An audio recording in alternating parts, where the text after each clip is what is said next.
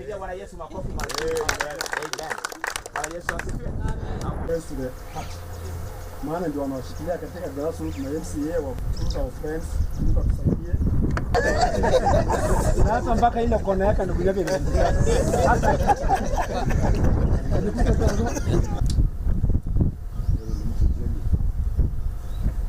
We have economic hardships without doubt.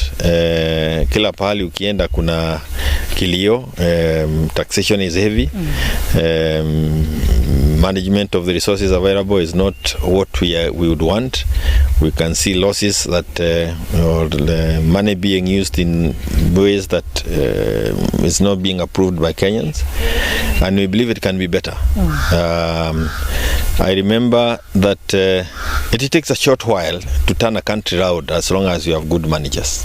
And what Kenyans are crying for is now a manager, not a politician. Sure. Yeah. What Kenyans are crying for is a manager who unites the whole country, not segregates Kenyans. Na tunaomba pia kwa sababu ya taifa ili tuwe na amani, nchi ikaweze kutulia, ili tusubiri na tungoja wakati wa uchaguzi, maana itafika. Tunasema ya kwamba wamama wa Kimasai tuamuke, tutafute viti kuanzia za chini mpaka za juu. Tuko hapo tayari kutafuta women rep, tuko tayari kutafuta MP, tuko tayari kutafuta governor, na tuko tayari pia kutafuta presidential candidate. The only thing I want to tell Gen Z is that I want to tell you that you are not the leaders of tomorrow, but the leaders of today.